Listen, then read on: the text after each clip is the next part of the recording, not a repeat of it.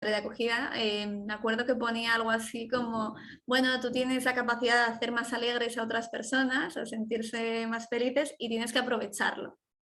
Oh, Y fue muy bonito, fue la primera vez en mi vida que he llorado de alegría, que lloré de emoción, ah, me emocionó mucho y la verdad que no sé si tengo esa capacidad o no, pero sí que lo recordé en el momento que tuve que tomar la decisión. Me acuerdo que me acordé y tiré por ahí, o sea que no sé cómo hubiese sido mi vida si hubiese tomado otra decisión, evidentemente, pero lo que decías tú, que con esta desde luego no me he arrepentido en ningún momento, así que pero este es un momento, estás describiendo uno de esos momentos bonitos de se te enciende una luz o algo que me hubiera gustado tener a mí, pero bueno.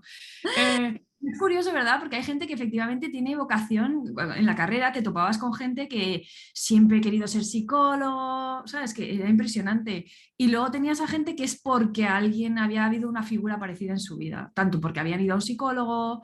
¿Y cuántos de nuestros pacientes, no sé tú si trabajas con población infanto-juvenil, porque yo, ¿cuántos de mis adolescentes quieren ser psicólogas? Muchísimas. o yo población universitaria que están estudiando psicología o algo relacionado con ciencias del comportamiento o así, también bastante, bastante Claro. personas. Y es normal, ¿no? Igual es una figura que has visto que te ha ayudado, un campo que te ha parecido interesante, que has investigado, pero yo en mi caso no. De hecho, cuando estudié psicología, o sea, he ido a terapia después, ya siendo psicóloga, pero cuando Ujú. estudié psicología ni siquiera había tenido contacto con terapeutas como cliente, yo nunca había estado en Claro. terapia. No, a mí tampoco, ni conocía a nadie. Me parecía, es más, yo tenía la visión del psicólogo freudiana, del diván, ¿sabes? Yo Y también.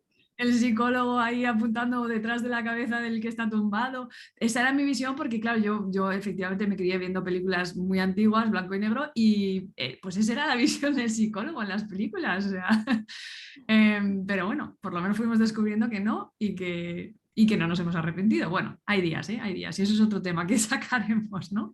Es más, sí, ¿no? Podemos pasar directamente a este tema. Te pregunto yo, ¿qué es lo que consideras lo bueno de tu profesión? Porque claro, eres psicóloga, profesora, pero vamos a quedarnos con la psicoterapia, si te parece, porque también somos profesoras de universidad y eso es como otra profesión un poco distinto, ¿no? Pero esta de psicoterapia, ¿qué le sacas de bueno? ¿Qué es lo mejor de la profesión? Yo creo que hay dos aspectos para mí, ¿no? El interpersonal y el intrapersonal. Es decir, en Ujú. el interpersonal, la relación que haces con las personas con las que trabajas, ¿no? En terapia.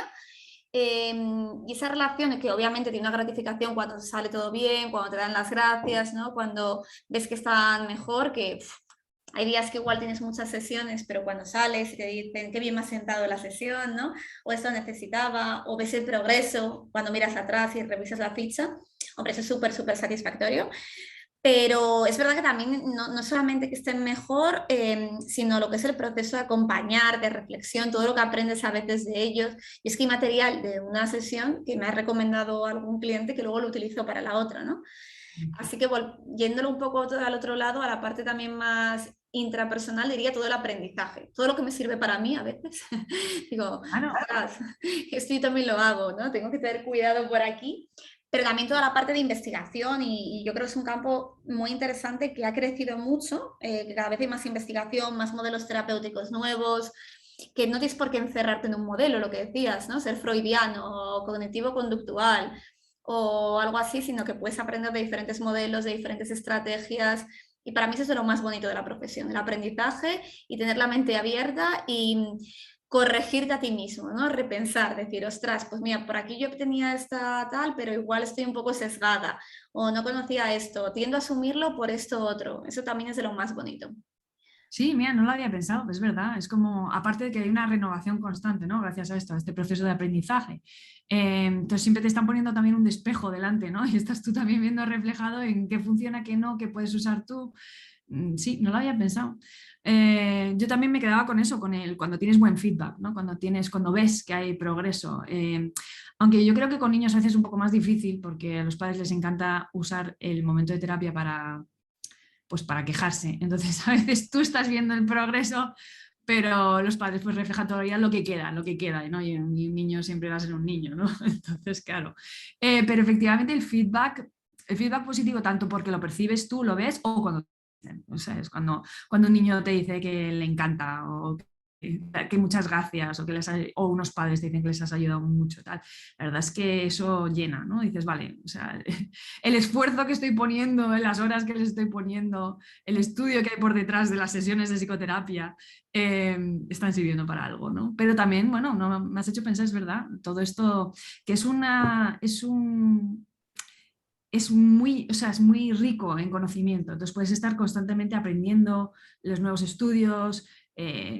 Sí, o sea, por ejemplo, los que estamos colegiados recibimos constantemente artículos, revistas sobre las nuevas innovaciones en terapia o en psicología o en simplemente un estudio cognitivo sobre el cerebro y son fascinantes, ¿no? Siempre estás aprendiendo nuevo, hay mucho por aprender, eso también me gusta mucho de la psicología, el que es como que no lo vas a siempre tener todo, ¿sabes? No se va a acabar el conocimiento, ¿no? Porque, joder, hasta donde llegan las personas, ¿no?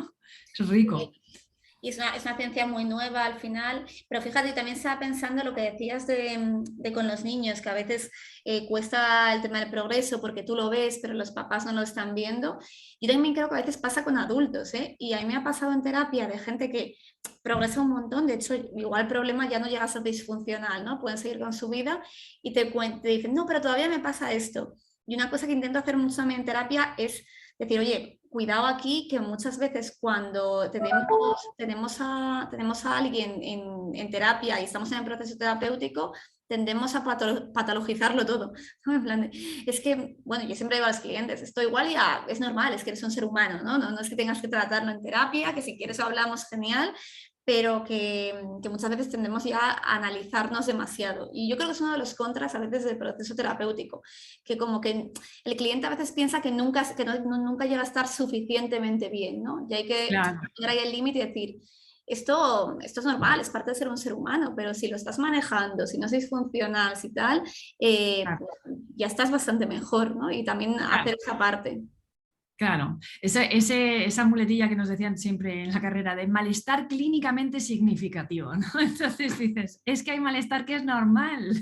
Entonces, no porque vengas a terapia, con los padres vienen un poquito como, venga, arréglamelo, arréglame al niño. ¿Sabes? Y dices un minuto. El niño siempre es un niño, se va a cabrear, tiene derecho a cabrearse, va a tener días horribles. Lo que se trata es de ver ese malestar clínicamente significativo que te está impidiendo llevar una vida casi normal, ¿no? Entonces eso básicamente ya hemos metido lo de los contra, ¿no? De trabajar en psicoterapia. Pero eso podríamos meter más, ¿no? Efectivamente, yo también si tengo que hablar de contras diría que pues eso, es una profesión a veces poco validada. Tú ves el feedback, el feedback, ves el progreso, pero a veces tienes poco feedback, a veces tienes poco...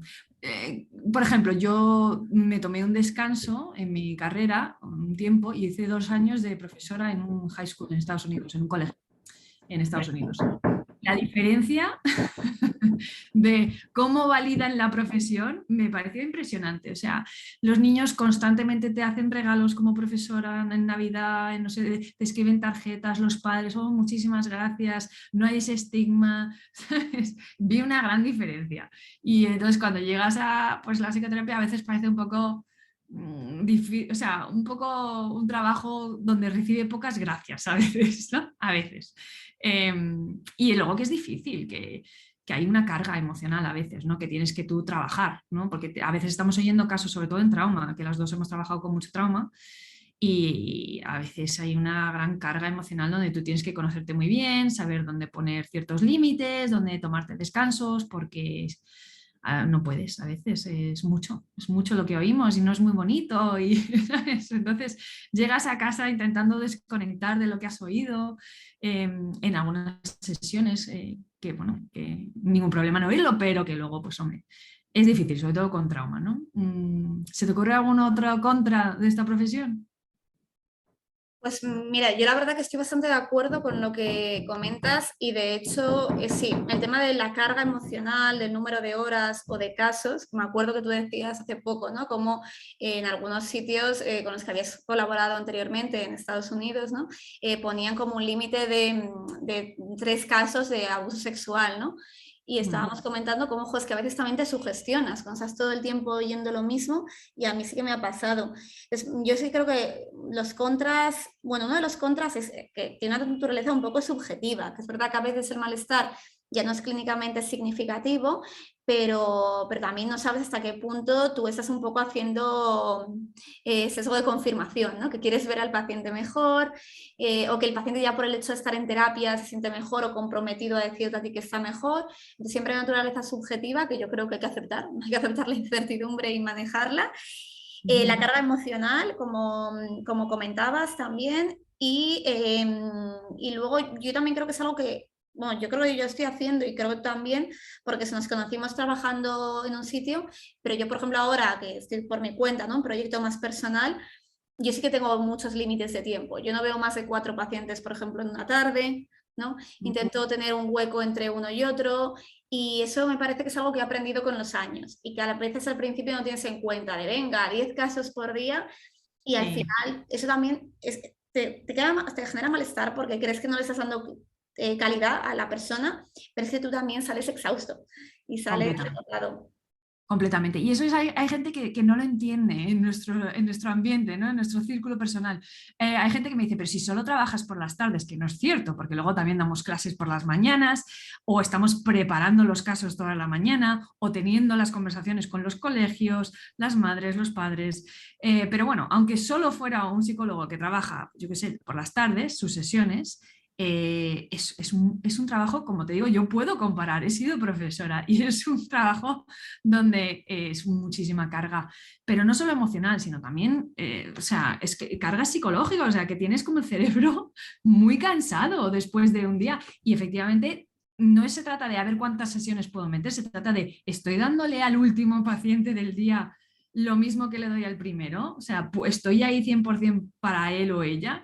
Y claro, se trata de eso un poco. Me alegro que con la edad y con el tiempo y con la experiencia vayamos viendo que eso no es lo óptimo para, o sea, un centro donde, pues eso, donde tienes una carga de muchísimos pacientes al día o algo así, pues hombre, depende, ¿eh? Hay gente que dice que puede perfectamente, pero yo no puedo. Yo prefiero, como has dicho tú, colocarte ciertas sesiones al día, conocerte, saber hasta dónde puedes llegar, pero vamos, completamente de acuerdo. Sí, hombre, y también entiendo que luego al final cada uno tiene, pues yo que sé, unas variables, una capacidad y demás, ¿no? Evidentemente siempre hablamos por nuestra experiencia, yo no voy a hablar por la de otro, ¿no?